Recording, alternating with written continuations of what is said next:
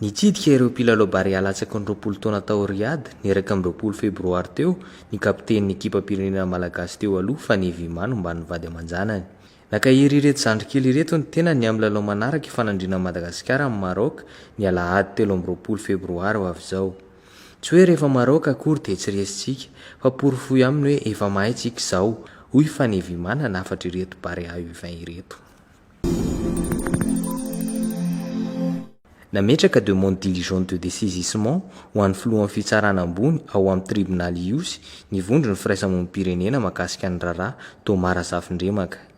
Raha ny nambaran'ny plateforme des organisations de la société civile de Madagascar dia ataony 17 martsa ho avy izao ny fitsarana ity raharaha ity. Raha tsy aivina moa dia noho ny fiarovan'ny zony tantsaha no nanenjehana ny Thomas Razafindremaka tany amin'ny faritry Orombe.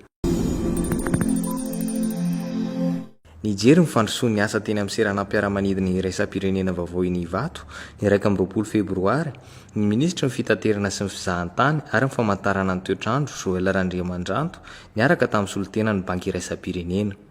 Efa vita eo amin'ny 900 ny asa fananganana ary efa hotokana anatsy izany fotodrafitrasa lehibe izany. Marihana fa isantetika asa lehibe ho tanterahana hatramin'ny 13 sy 14 ny fanitarana ireo seranam-piaramanidina folo lehibe eto Madagasikara.